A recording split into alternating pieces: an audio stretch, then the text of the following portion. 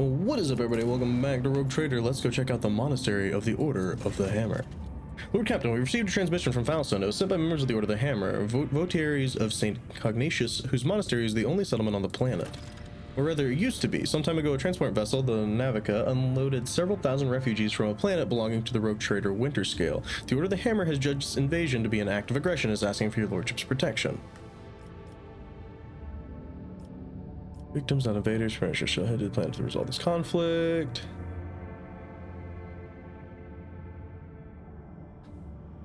Yeah. These people are victims, not invaders. Prepare my shuttle. I shall head to the planet and resolve this conflict. As it pleases your lordship. 611 days after the feast of the passing Nicomedes Keith, the champion of faith, disquietude marred the calm of the monastery of the Order of the Hammer. Countless tortured souls steeped in fear arrived on Foulstone in a star bark. A great apostasy had befallen their home and turned them into abject wanderers seeking help and refuge. Their wicked and cruel captain, the owner of the Navica, had betrayed them. Once the unknowing souls in his care had made landfall on the world's surface, he deviously recalled his shuttles and left, thus ridding himself of his duty to care for the unfortunate lot. Not knowing how they would survive in Foulstone's grim wastelands, the forsaken people came to the monastery of St. Cognatius, and there they surrounded its walls. They hammered their fists on its gates and implored and wailed, "Take us in, protect us." And what once was a place of serenity and grace is now full of din, disorder, and all manner of things despicable. The interlopers brought with them worldly futility and strife. After a prayer, the prelate Hectarchius turned his eye to the past in search of instruction.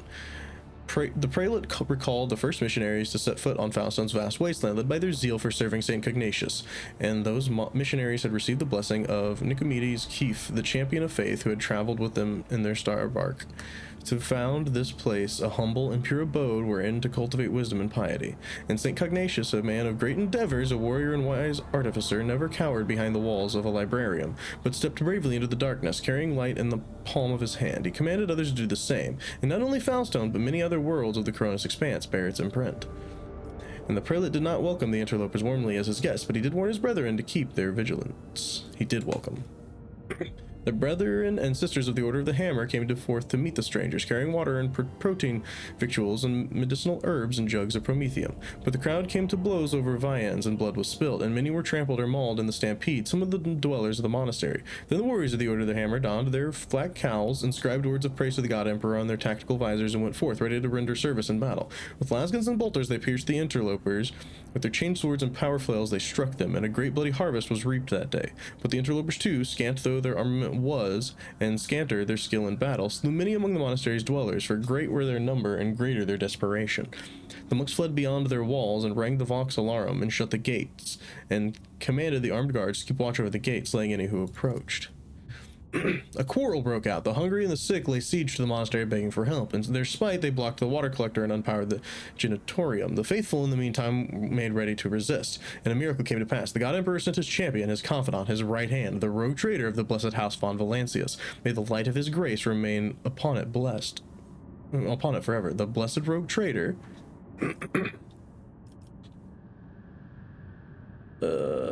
I got an iconoclast, man.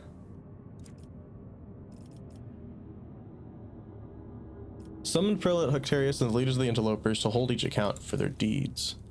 The strangers in the prodigious in number beseech the rogue trader to take them in and give them shelter and protection as his own servants, and spake, they say, "Long have we wandered, swiftly have we fled, many a woe and ordeal has befallen us, and many a father and son we are bereft. Now the warp hath taken the last of our strength, and we shall flee no more." And they spake further, saying, "Without thy holy protection we are doomed, for we fear annihilation at the hands of our kin, who remained behind. For having fallen away from the sublime light of the Emperor, they have descended into the bloody sedition and become murderers of no mercy." Quoth Prelate Hectarius, "Ours is a pure and secluded abode. By worldly futility we are untouched, and so we wish to remain. Those unknowing souls seek to capture our abode. Avert this calamity of ours, for they are a people malicious and multitudinous and misfated." Then he quoth, "If it be thy wish to confer land upon these wretches, confer it, for Foulstone has arid land in abundance, but make it not our duty to care for them, for that is not our path. Provide for them and provide for us, and we shall acknowledge thee as our planetary sovereign." Formidable boarding force to... No, we're not going to fall upon the interlopers. Extend the veil of protection of the interlopers, taking his care. Probably that one. No. Yep.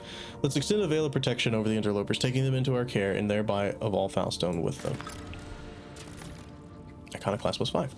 Humbly, the Order of the Hammer heeded the God Emperor's confidant and unsealed the airlocks and opened the gate of its abode and brought forth gifts of virtue to relieve the suffering of the ill-stricken. After a prayer, the architect set to work. In accordance with the saint's teachings and the parameters set forth in the standard temple construct, they erected spacious living quarters and sturdy fort walls for the planetary militia, and a spacious auditorium wherein to trade and store goods, and a proud censorum within those whose walls clerks and servo bondsmen would maintain order and keep statistical records. And yet a new righteous way of life came to Foulstone, and the people rejoiced, and all was good. Iconoclastic! What this? Thank you. Only certain worlds, usually the most habitable, are suitable for establishing thriving colonies ripe for development. Completing projects in the colony events can earn rogue trader unique rewards that cannot be obtained through any other means. Projects are the backbone of colony development. Completing them requires resources that can be obtained by exploring planets and cosmic anomalies. Completing a project takes time. While you continue your travels through the Koronus Expanse, you'll receive a notification on the screen when a project is finished, informing you that a reward can now be completed. We get colonies? Let's see what we can do.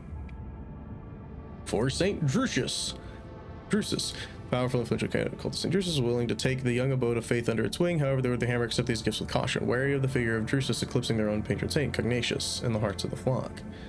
It blocks the High Throne and the Celestial Protector. It gives us an Infernical, a two-handed big flamer, holy gifts, +2 profit factor, 1,000 rep with the Drusians, and an efficiency bonus. Okay. The High Throne, the Ecclesiarchy lacks capital in the Koronus Expanse from which to guide the faithful. If Foulstone ascends to the status of a cardinal world, the Adeptus Ministorum will ensure the prosperity of their new planetary stronghold. Heretics will tremble when they hear the alliance between the House von Valancius and the Ecclesiarchy. The Lord Captain's voidship gains the Emperor's retribution feat, 5% chance to crit against chaos enemies, 20 gifts, +2 profit factor, and a security. Affects the ability of the colony to cope with the negative effects on its own. Okay. Or a celestial protector. Known in the entire Koronus Expanse will make a worthier guardian of Sanctuary of Faith and the head of House von Valancius. A marvelous basilica will be erected in the honor of the world's capital city. It will be decorated with grand twin statue of the Emperor and the Rogue Trader. Thousands of parishioners and priests will say his name in their daily prayers and bring him reverent gifts. +30. Ooh, better shield. More holy factors, profit factor +2, and complacency. Fix the amount of profit factor produced by the colony and the speed of the project, increasing and decreasing them by 10% for each point of complacency, respectively. So this would be efficiency. Increases the resource. I think I'm gonna go with the Celestial Protector.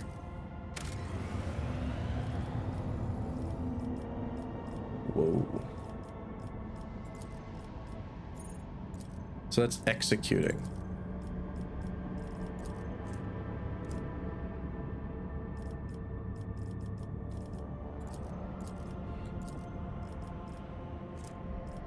And this takes time. Okay, interesting. Very interesting. That's cool. Huh. All right. Well, we have a freaking colony, I guess. Neat. We've explored everything else on this world. Let's save it up and see what tomorrow brings. And by tomorrow, I mean the next place we go to.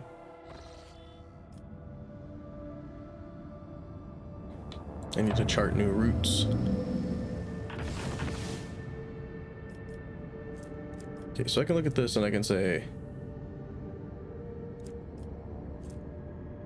wait, we didn't explore something here?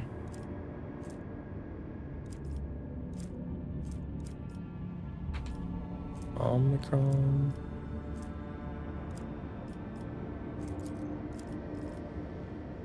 Sure, we'll go this way. I'm curious how we didn't explore something. First report, Lord Captain. I keep receiving messages about strange behavior in certain ship systems. All decks report the uncontrollable opening and closing of doors, gates, and airlocks. They behave erratically and do not obey the operator's commands. Regrettably, this has led to the casualties among crew. The tech priests have explained that these phenomena are being caused by the machine spirit's irascibility and have spent hours chanting litanies to soothe their anger. Unfortunately, many crew members are badly injured before the prayers could stabilize the systems. Okay. I don't know exactly what that means, but alright. I'm gonna go ahead and chart while I'm here.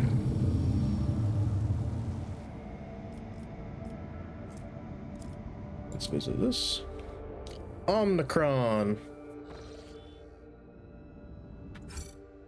So we have space dust. Okay, I need to remind myself. What are we looking for? Xenotech and Promethium, mainly. Got some fuel, nice.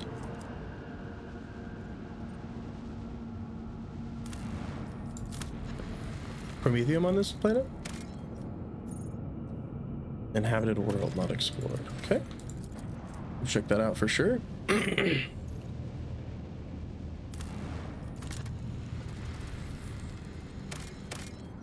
That's plasteel. I mean, I wouldn't mind getting more plasteel, but we have a pretty decent amount of plasteel at the moment, I would say.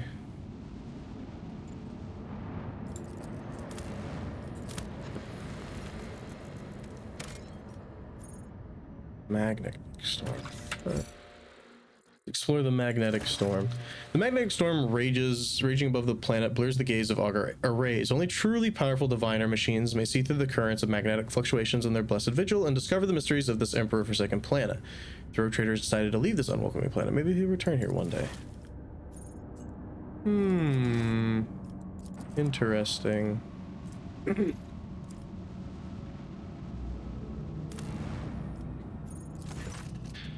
The ruins of an ancient imperial city were discovered on a dead world, completely deprived of an ecosystem. According to the reports, the entire settlement is contained in a titanic glass dome that once held an artificial atmosphere. Your augurs detected the framework of 3 other similar structures that were never completed. For whatever reason, the dome systems failed, and left behind is this city, a ghost that never managed to become a proper colony. Let's send out a crew to explore. We got some trophies, holy gifts. The temple district is situated at the heart of the city. The God Emperor statue, intricately carved from the precious crystal, is suspended beneath the dome, supported by chains of gold, and can be seen from anywhere in the colony. Inspired by the majestic sight, the expedition and members set off to explore the area with renewed vigor. Soon enough, they stumbled upon an ancient weapon lying on a pedestal wreathed in sunlight. The expedition brought it back to the ship and told many tales about how the Emperor himself, who had been watching them from above, had directed their attention to the sacred relic. We received a blessed bolter casing. Incredible.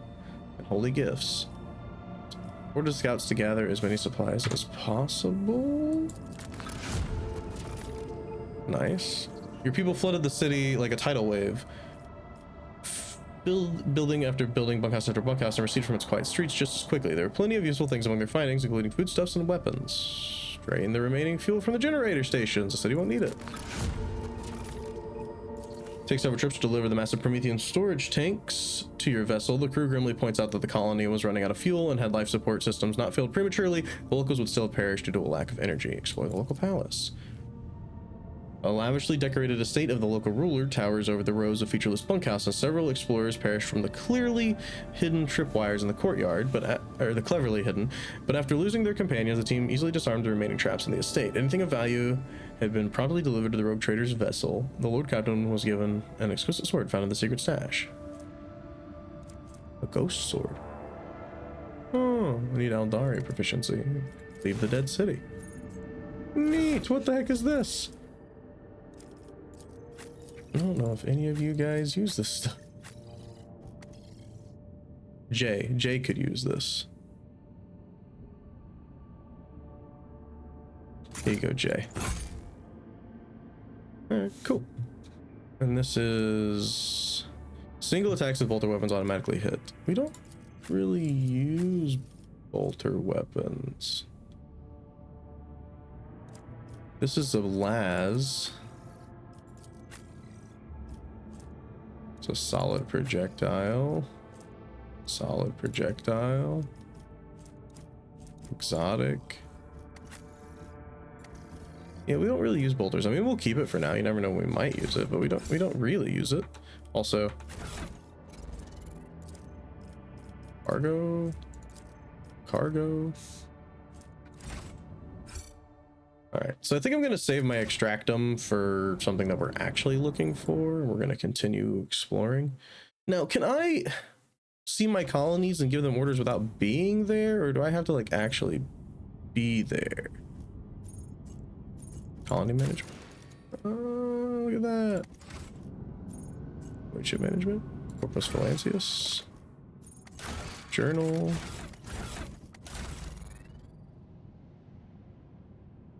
Very neat. Okay. Where are we trying to go? I want to go back here because for some reason I haven't explored everything there, which is weird to me, but I guess. I don't think warp traveling is bad. When Captain, I haste to report the disturbing news brought to me by the machine spirits of the ship. The matter is extremely delicate and concerns Lady Cassie. You see, since her first day aboard, her presence is a disturbance to the crew's way of life. Feel out, prayer, detailed report. Deliver it. The first incident occurred immediately after our departure from York 5. The Lady Navigator chastised one of the ship's runners, after which he went to his living quarters, killed his family, then shot himself. The second incident was noted while traversing the warp. The Lady Navigator gave the pilots the wrong instructions, and the void ship was thrown off course. For a matter of minutes, this was enough for the forces of the Imperium to anger the machine spirits, enough for them to start firing the service bay. After that, officers living near the Lady Navigator's quarters began to express extreme emotions, hysteria, apathy, euphoria, rage. This was quite detrimental to the crew morale and performance. The last incident was recorded on Footfall. Around 100 living birds were delivered on board during our stay. On Footfall, each bird cost a hefty sum, but I have failed to discover their purpose and subsequent fate. I was also told about a conflict between Lady Navigator and the Seneschal. Alas, with no details. If you like, you can ask Mr. Wassarian directly. There, things are even worse with Jay. I intercepted a Voxcast in which she promised she would, and I quote, in that casa if she ever saw her again. If it may, Lord Captain, the Lady Navigator's state of mind worries me. She is self-contained and does not mesh well with the crew at all, which is why everyone avoids her. Even senior officers can be superstitious. I fear that only you are in a position to talk to her on equal footing and reprove the situation for the sake of the crew's safety and that of Lady Cassia herself. Well, let's pop up into here. And I would like to go to the bridge to talk to Cassia here.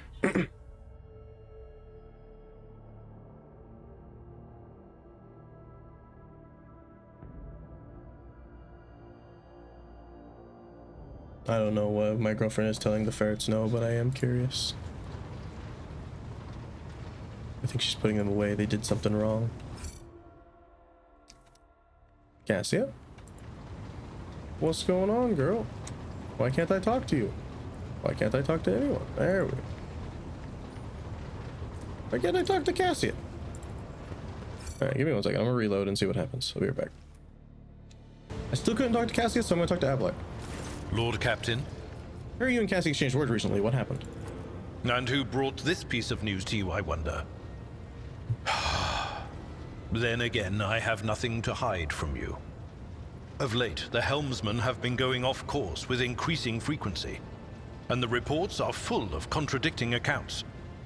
The problem continued, even after several demotions were handed out, so I took it upon myself to investigate. I was astonished to learn that our Lady Navigator has been amending entries in the ship's log, and the officers have been keeping silent on her orders. I immediately demanded an end to the outrageous conduct, and I reprimanded Lady Cassia in front of the officers. She greeted my words with silence, and then quickly departed. I should not have acted thus. I never even found out what drove her to do it. Alright. Lord Captain. So let me know. What about you, Jay? You've also been having problems with our girl. May the Exalted One protect you. Have you grown bored with our little talk, Shireen? Didn't we already go through all this? Where'd you fly out with Cassia? You even threatened to kill her. So, Vigdis is snooping in on my Vox line. I wasn't threatening your navigator. I didn't even think about it. I was just relaxing in the good company of fragrant Amasak, sweet-scented Laho, and a handful of new friends from the upper decks. And right in the middle of the fun, the Lady Navigator swoops in and starts jabbering about how her head is about to split from the cacophony of colors coming from our cabin. Long story short, Shireen, I had the misfortune of getting a taste of what your officers have been going on about. They say when the Orselio girl becomes upset, everyone in the vicinity loses their minds and is overtaken by Aji. And it hurt like anything. I can only remember everyone huddling in a corner, wailing like klaxons. As for Cassia, I think Cassia was flustered by the state of our clothes, which were very meager back then, as you understand. Before I could get my bearings, the poor thing was gone. The whole situation was awkward. As for the threats, they were addressed to one of the girls I'd been foolish enough to invite to our little party. That Kasra used the confusion to pilfer a full pouch of the Laho from under my nose. You don't look like a typical smuggler. I'm gonna go through this stuff because I thought I already did. No truer words have ever been said. I'm far more exciting than some small-time peddlers from Footfall. Allow me to introduce myself properly. I am Jai Amira Fatqin Tamiri Ash Ifrit, the 12th daughter of the Lord of Ifrit, a distant world at the fringes of the Imperium.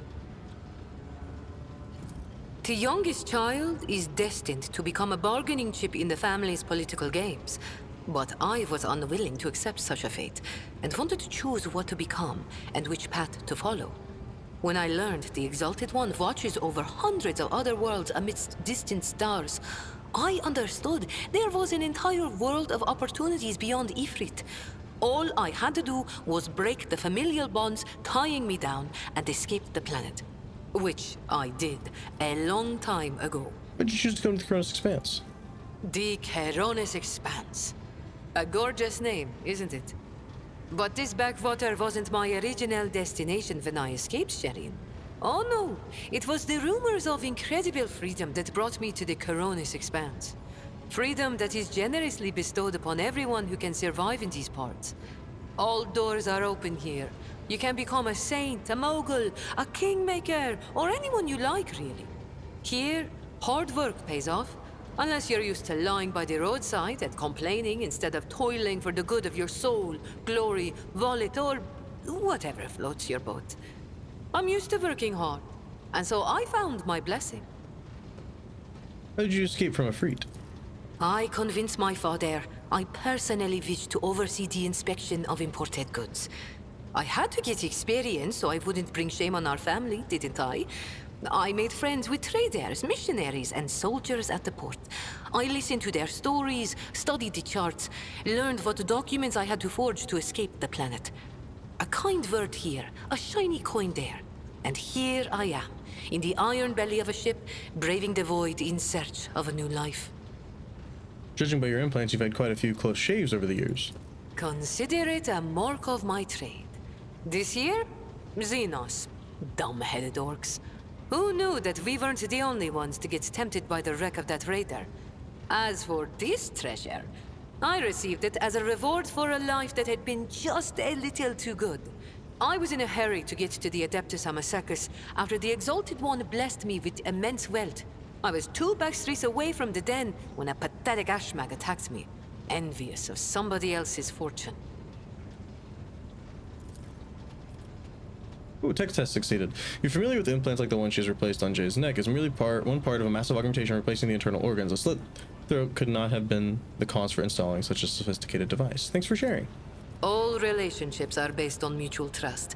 That goes for business too. So we got your background again? The youngest child is destined to become a bargaining chip. No, I don't want to hear about it again. All relationships are based on mutual trust. I've seen enough of the shiny wrapping of the Koronus Expanse. Tell me about the dark side. The dark side is the real Koronus Expanse, if you ask me. But what do you want to know about it, Sherin? How do they do things on Footfall? Dynastiers drink with criminals. Rogue traders strike deals with the Casbalica. And dozens of ships stop off for a welcome break from a long voyage. Is there a more beautiful place in the entire Imperium? The Emperor is merciful to the meek and the powerful alike. There's a job for everyone as long as they have a head on their shoulders. And if you feel like talking to him in person, the statue of the Exalted One can be seen from any asteroid. You can pray to your heart's content. Tell me about the Casablanca mission. An ancient crime cartel that originated with the first settlers of the Calixis sector. It is run by shadowy clans with robber barons at the helm. Cross their path, and you risk making enemies all over the Koronus Expanse, or even the entire Imperium. As for the agents, they are just shameless, greedy scum. Every third person on Footfall is a Casbalican. But that doesn't mean all that rotten filth is acting together. I've been set up more than once just so some Casbalican can get one over on his rivals. And yet, the Casbalica is generous to its customers, if you can afford it. Anything can be obtained, organized, and transported for the right price. The customer is always right, unless they happen to be a rat. In which case... Persuasion just succeeded. Scum, run, filth, rats. It's almost as if Jay's mask briefly slipped and she started using words that have no place in the vocabulary of someone from the upper strata of the Imperium. Are you one of the Casabalica's robber barons? What gave you such an outrageous idea? Was it my immaculate garment? My gorgeous jewelry? Do not worry, Shireen. I will let you know once I become a baroness, should the Exalted One will it. Just imagine the strong and fruitful alliance that could be forged between a rogue trader and the mastermind of the Kasbalika. How do you become a Kasbalikan agent? It's not hard to do on Footfall. I spent a year working for good old Christo. He was a brave soldier who gave up the ghost in a scuffle with orcs, and then took over his business. Having a good head on your shoulders and keeping the Exalted One in your heart helps to establish new contacts quickly. Eventually, I gathered together a group of honest and loyal people, and it only took a few successful contracts for the Kasbalika to take notice. I quickly settled on Footfall and started dispensing my wisdom to my protégés and subordinates. I lost the taste for getting my hands dirty. Tell me about the cold trade. It really is simple, Shireen. The Kasbalika runs the Imperium's black market, offering special goods to those who can afford their services. Yes, I am talking about Xeno artifacts too. Alien weapons, technology, sometimes even certain kinds of living creatures. Unlike the rogue traders whose sacred warrants make them immune even from the laws of the Exalted One, Kasbalikan agents are used to hiding and covering their tracks. Nobody wants to draw unwanted attention, no matter who might take an interest. Especially now that the Koronus Expanse has a warrior of the Golden Throne as its watchman. Why not? The decision is yours, Shireen. Tell me about your business in the Koronus Expanse. My trade means knowing the right people and non-people, having the right connections, and making sure the precious goods find their way into the hands of my no less precious customers. My wisdom includes the knowledge of the enemies of humankind, be they Xenos or the lowest scum of the Imperium, as well as the latest knowledge about how they charge for any particular curio at the Footfall Market. Not even the most cunning Ajri will deceive you as long as I am with you, Shireen. I promise you that. Whatever I have can be yours too, if your unfathomable wealth isn't enough for you already, I mean. Do you have any business with the enemies of humanity? It has been known to happen. After years of dealing with Xenos, I've learned their customs, and even got a grasp of their language. Except they cringe whenever I start speaking. Arrogant sods. They dislike even our voices, but they never turn away our valuables. Then again, I'm used to seeing sour faces. In this trade, the easily offended go out of business. Perhaps your knowledge will serve the Von Valencia's protectorate. I have no doubt you will have to deal with Xenos sooner or later. When that time comes, Shireen, you will thank the Exalted One for sending me to stand at your side. You have many talents. Thank you, Shireen. Being able to read and write is chief among them. You may not be aware, but this science is beyond the abilities of billions of the Imperium subjects. And yet they happily keep drudging along in their factories, fundia, and assembly lines. Me? I didn't escape Ifrit to consign myself to such misery. It was literacy that paved my path to copied orders, forged signatures, counterfeited papers. The wonderful things that make the wheels of bureaucracy turn in the right direction. Are you really that rich? Compared to the rabble on Footfall, perhaps. Compared to you. Be it power or money, I still have a long way to go. I could purchase one of Footfall's asteroids, but not a planet. I could subjugate a few gangs from the shady districts, but not Vladium. And so the answer to your question is no. I do not consider myself rich. I am not rich enough. You could be sit back reaping the fruits of your own work, so you've chosen to so why have you chosen to embrace the vicissitudes of life aboard a voidship? You're fun to talk. I grew tired of scribing endless contracts and agreements neatly tucked away on Footfall. Well, I did that for how many years? But here, among the stars, you are always balanced on a knife edge. Nothing thrills me more than the tension of a warp jump, or the danger that lurks around every corner on a planet. Footfall was beginning to make me fat and stupid, Shireen. I do not want that. Jay speaks measuredly with just the right amount of laziness in her voice, but her performance cannot conceal a slight tremble in her voice. Whatever Jay's afraid of drove her off a Footfall. What about your gang that stayed back on Footfall? Do you trust them? Do I trust the trickster twins? By the exalted one, no. The underhanded rogues of Footfall came up with that name for a reason. The tricks of those frenzied ashmags are all about things far more intriguing than the honest and law-abiding subjects of the Imperium can imagine. On the other hand, this is why I am keeping them close. Kor and Tora know who lifted them out of the cesspit proudly called the Shadow Quarters, and who has been feeding that ravenous beast their insatiable lust for lucre. No, they are not going to betray me if only because they know I am now a part of your entourage, Shireen. They're not going to let the biggest pie in the Imperium pass them by without trying to get a slice for themselves. Tell me more about the Xenos of the Koronus Expanse. Vicious, cruel, dangerous beasts. Humans hold little interest for Xenos.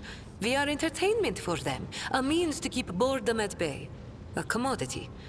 But some of them contact us once in a while using their own people. Do not deceive yourself by thinking you are safe because there are no Xenos inside. Those Agi are as cunning as they are ruthless. They cleverly pull at the strings of spies and traitors, subjugate those who do not fall for the promised reward, transform the ones who resist their promises into soulless puppets. The Emperor watches over me, and that is why I still haven't succumbed to the fate of many of my associates who have lost their lives to the stringy scoundrels. Talk about something else. I think we've said all there is to say on this topic. Did you know Theodore von Valancius, my predecessor? It is difficult not to be aware of the powers that be, especially ones like Lord Captain Theodora. But we never met personally, as the difference between our positions was far too great. Theodora was a mighty ruler, the center of her own universe. And I, a pathetic commoner, was nothing next to her. But you were kind to me, Shireen. And in my eyes, that puts you above your esteemed aunt, or whoever she was to you. You keep using words I don't understand, like calling me Shireen. The language on Ifrit, my home world, is quite different from the one spoken in the Koronus Expanse. We bestow more than one meaning upon each word, allowing our wise men to fully express their sagacious thoughts, and us lowly commoners our base passions and desires. Take Agi, for example. That is what I call every piece of scum and villain, because Agi means evil and foe and pathetic worm unworthy of consideration. Or take Ashmag. It means fool and little brother and blind man who stumbled and would fall into a pit without guidance. Shireen means friend and comrade and roommate in a battle formation, like we are. Let's get some romance in here. You must forgive my prying, but has the esteemed princess's heart been claimed by some lucky fellow? Or lucky lady, you mean? My heart has been coveted by proud men with hard eyes, gentle maidens with sensual voices, imperious lords and fierce leaders of void brigands. Only rogue traders have not yet featured among Jai Hedari's intimate friends. Why do you ask, Shireen? Just curious. I'd like to know every last detail about the members of my entourage. Oh, Shireen. Then what reason do I have to tell you the truth? Every mystery once solved ceases to excite the interest of an inquiring mind. Why you avoid answering my question? You are prying at the treasures of my soul, my little secrets. How else can I keep them safe from such a powerful robber as the rogue trader? I dare not refuse you. I enjoy being with you. I'd like to spend more time together. Oh, Shireen. With a few words, you have managed to make my heart flutter like a songbird caught in the snare of a skilled hunter. You enjoy being with me. Perhaps you even find me amusing? Every girl dreams of hearing that she will make a fine toy and a worthy diversion. I wanted to say this, but I feel like it's not going to work and I can't save, so it's silly. Do not see you as a toy, I just like you. I understand. I'm just having a little fun, Shireen.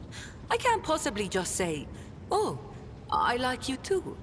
Words as dry and dull as a voidsman's dinner. They are unworthy of us. If you are not simply amusing yourself by toying with my feelings, then why not give it a try? Go on. Or, wait. You haven't yet asked how I feel about being your romantic partner. Ask soon, Oh Shireen. my. Let's do it. Drop the one in my dazzling one. Can I trust you to hold you in my heart and its smallest drop of regard for me? Gotta do it. It's just silly. I simply Yeah, exactly. cannot reject so ardent an admirer.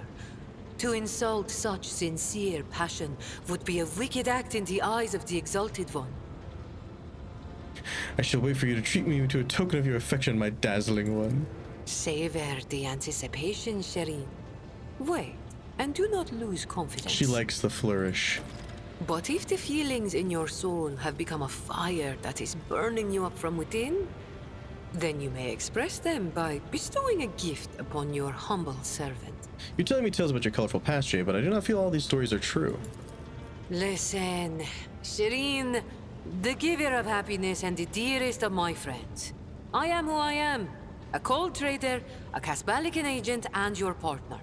We each have a past, and that past is sealed. I'm not prying into your soul, am I? Well, have pity on mine. It has already been gnawed at by the Aji. And if you don't like the sound of that, we'll just go our separate ways. Deal? Thanks for sharing. All relationships are based on mutual trust. Discuss what's going on between us? Is there a sweeter subject in the universe to discuss, Shireen? You have my full attention. Nothing to add. I'm not gonna Then ask let those us yet. both be silent together about this. See you later. Oh, All right, now back to what we were actually doing before we got off track. How many can we romance? All of them? None of them? Can I talk to Cassia yet? Why not?